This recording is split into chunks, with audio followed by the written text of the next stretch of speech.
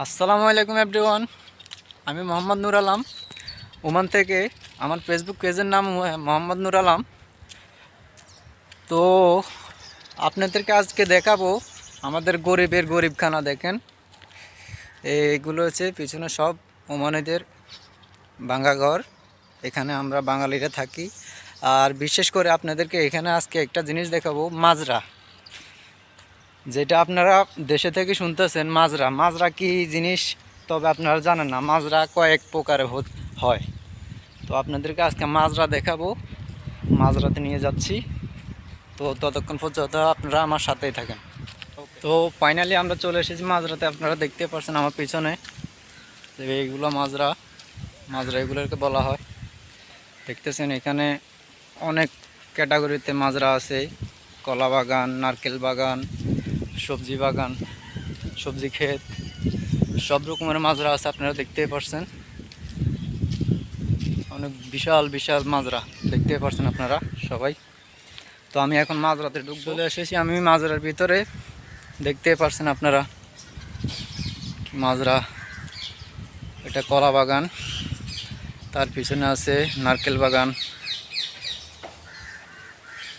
এখানে আছে আবার আপনার গরুর খামার, দেখতে পাচ্ছেন। তো আমি ভিতরে ঢুকবো কলা মাজরার ভিতরে আপনাদের দেখানোর জন্য। ওমানের মাজরা বলি কি জিনিস, অনেকে চিন্তা করে যে ওমানে মাজরা, মাজরা এমন কি। সবাই মনে করে যে মাজরা ক্ষেত খামার, তবে না। মাজরা অনেক ক্যাটাগরিতে হয়। আপনার উটের খামার, গরুর খামার, নারকেল বাগান, কলা বাগান, সবজি ক্ষেত, অনেক প্রকারের মাজরা হয় এখানে। আপনারা দেখতে পাচ্ছেন কি সুন্দর। মনে হয় যে আমি দেশে আছি, বাংলাদেশে আছি, আমার গ্রামে আছি আমি এখন, মনে হচ্ছে যে। তো আপনারা দেখতে পাচ্ছেন সৌন্দর্য। দেখছেন পেঁপে গাছ, অবশ্যই দেখতেছেন পেঁপে গাছ। আপনারা এখান দিয়ে পানি যাইতেছে, মাজরাতে পানি দেয় বাগানে। দেখতে পাচ্ছেন ওই দিক থেকে পানি আসতেছে। এটা হচ্ছে পেঁপে গাছ। আমরা আরও ভিতরের দিকে যাব। এই যে দেখেন কলা গাছ, দেখতে পাচ্ছেন। তো বিশাল বড় মাজরা, এটা আমি হেঁটে শেষ করতে পারবো না, বিশাল বড়। আজকে আমি একাই আসলাম। আমার বাসা থেকে এখানে আসতে আপনার প্রায় 10-15 মিনিট লাগে, হেঁটে আসতে 10-15 মিনিট লাগে। তো আমি আজকে আপনাদেরকে দেখেন, এটা হচ্ছে কলা বাগান। দেখছেন কলা আছে গাছে, কলা বাগানে পানি যাইতেছে। আপনারা দেখেন, সবাই দেখেন। এদিকে ছোট গাছ, এগুলো তো এখনো কলা ধরে নাই, এগুলা নতুন গাছ। আপনারা বুঝতে পারতেছেন এটা নতুন বাগান। তো এগুলো হচ্ছে পুরান বাগান, এগুলোতে কলা আছে। এগুলো সব বড় গাছ, দেখতে পাচ্ছেন। আমি পুরা মাজরার ভিতরে চলে আসছি, দেখতে পাচ্ছেন। এখন আমি পুরাপুরি এখন মাজরার ভিতরে আসছি পুরাপুরি। এখন যদি আমি যাই ভিতরের দিকে, তবে আপনারা স্পেস কিছুই দেখতে পারবেন। তো আমি আর ভিতরে গেলাম না, আমি ব্যাক করতেছি। তারপরে দেখাবো আপনাদেরকে নারকেল বাগান, অর্থাৎ নারকেলের বাগানের মাজরা। তো ততক্ষণ পর্যন্ত আমার সাথেই থাকেন। তো এখন আমরা ঢুকবো নারকেল বাগানে। আর আমার পিছনে দেখতেছেন এটা গরুর খামার। এই যে দেখতেছেন গরুর খাবার আপনারা। আর এই যে গেটটা দেখতেছেন, এটা খামারের গেট। তো এগুলোর ভিতরে আপনার গরু রাখে এখানে। তো ফাইনালি আমরা দেখাবো এখন আপনাদের নারকেল বাগান।